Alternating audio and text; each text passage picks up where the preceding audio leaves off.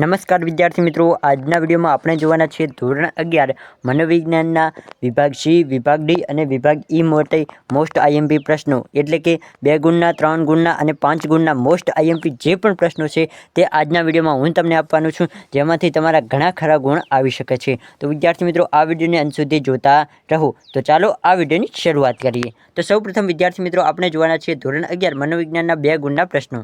તો તેમાં પ્રશ્ન 1 છે કે મનોવિજ્ઞાનની સ્વીકૃત વ્યાખ્યામાં કયા 4 મુદ્દાનો સમાવેશ થાય છે. તો તમારે આ એક આઈએમપી પ્રશ્ન છે, તો જરૂરથી ભાગો કરવાનો.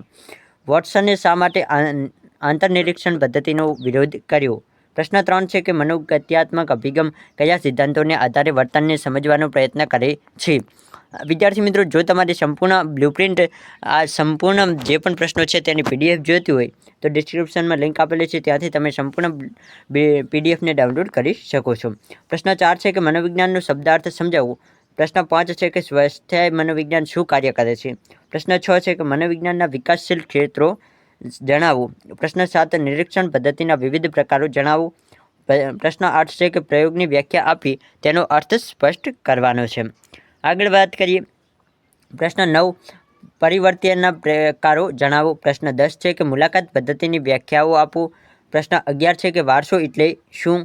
પ્રશ્ન 12 છે કે પ્રગટ અથવા તો અપ્રગટ વારસો કોને કહેવાય? પ્રશ્ન 13 છે કે વિકાસની સમજૂતીના સિદ્ધાંતો જણાવો. પ્રશ્ન 14 છે કે થેલેમસનું કાર્ય જણાવો. પ્રશ્ન 15 છે કે જનીન તત્વનું મહત્વ સમજાવો. પ્રશ્ન 16 છે કે સ્વાદુપિંડનું કાર્ય સમજાવો. આગળ જોઈએ. પ્રશ્ન 17 છે કે મગજકંદનું કાર્ય જણાવો. પ્રશ્ન 18 છે મગજના અગ્નખંડ મધ્યખંડનું ગોળાર્ધનું કાર્ય સમજાવો. પ્રશ્ન 19 છે કે મસ્તિષ્ક છાલની કામગીરી જણાવો. અને પ્રશ્ન 20 છે કે પરાનુકંપી તંત્રની સમજૂતી આપો. તો વિદ્યાર્થી મિત્રો, આ 20 પ્રશ્નો 2 ગુણ માટે મોસ્ટ આઈએમપી હતા. તો તમારે આ બધા જ પ્રશ્નોને જરૂરથી વાંચી લેવાના છે. હવે વાત કરીએ 3 ગુણના મોસ્ટ આઈએમપી પ્રશ્નો જે વિભાગ ડીમાં પૂછાતા હોય છે. તો તેમાં પ્રશ્ન 1 છે મનોવિજ્ઞાનના ધ્યેયો. પ્રશ્ન 2 છે કે મનોવિજ્ઞાન પ્રાકૃતિક વિજ્ઞાન છે, સમજાવો. પ્રશ્ન 3 છે કે વાર્તનિક અભિગમ. આગળ વાત કરીએ. પ્રશ્ન 4 છે કે જૈવીય અભિગમ વિશે સમજાવો. પ્રશ્ન 5 છે કે મનોગત્યાત્મક અભિગમ. પ્રશ્ન 6 પ્રયોગના લક્ષણો. પ્રશ્ન 7 મનોવિજ્ઞાનિક કસોટીના લક્ષણો. પ્રશ્ન 8 મુલાકાત પદ્ધતિના લાભ અને મર્યાદા. પ્રશ્ન 9 નાનું મગજ. પ્રશ્ન 10 મસ્તિષ્ક ગ્રંથિ. પ્રશ્ન 11 કરોડરજ્જુ. આગળ વાત કરીએ વિદ્યાર્થી મિત્રો. પ્રશ્ન 12 છે કે સીમાવર્તી તંત્ર. પ્રશ્ન 13 છે કે વિકાસની પ્રક્રિયા. પ્રશ્ન 14 છે કે દુર્ગાનંદ સિંહાનું પ્રતિમાન.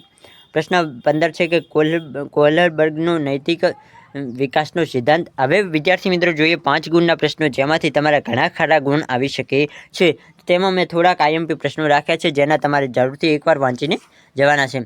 સોરી વિદ્યાર્થી મિત્રો, અહીં વિભાગ ઈ આવશે. 5 ગુણના પ્રશ્નો. મનોવિજ્ઞાનનું સ્વરૂપ સમજાવો. પ્રશ્ન 2 છે કે મનોવિજ્ઞાનની વ્યાખ્યા આપી તેની સમજૂતી લખો. પ્રશ્ન 3 છે કે પ્રશ્નાવલી પદ્ધતિ સમજાવો. પ્રશ્ન 4 છે કે ઉત્ક્રાંતિવાદી અભિગમની સમજૂતી આપો. પ્રશ્ન 5 છે કે પ્રયોગ પદ્ધતિ ટૂંકમાં સમજાવો. પ્રશ્ન 6 છે કે સ્વયં સંચાલિત ચેતાતંત્ર સમજાવો. તો વિદ્યાર્થી મિત્રો, આટલા મોસ્ટ આઈએમપી પ્રશ્નો હતા જે તમારે ધોરણ 11માં મનોવિજ્ઞાનના વિષયમાં પૂછાઈ શકે છે, જે પ્રથમ પરીક્ષા માટે ખૂબ જ ઉપયોગી છે. તો વિદ્યાર્થી મિત્રો, આઈ હોપ તમને આ વિડીયો પસંદ આવ્યો છે. જો વિડીયો પસંદ આવે તો જરૂરથી લાઇક કરો, અને આ સંપૂર્ણ પ્રશ્નોની પીડીએફ જોઈતી હોય તો ડિસ્ક્રિપ્શનમાં આપેલી લિંક ઉપર ક્લિક કરીને ડાઉનલોડ કરી શકો છો. જો વિડીયો પસંદ આવે તો તમારા મિત્રો સુધી જરૂરથી શેર કરો, અને આપણી આ યુટ્યુબ ચેનલ ઉપર નવા હોય તો જરૂરથી ચેનલને પણ સબસ્ક્રાઈબ કરો.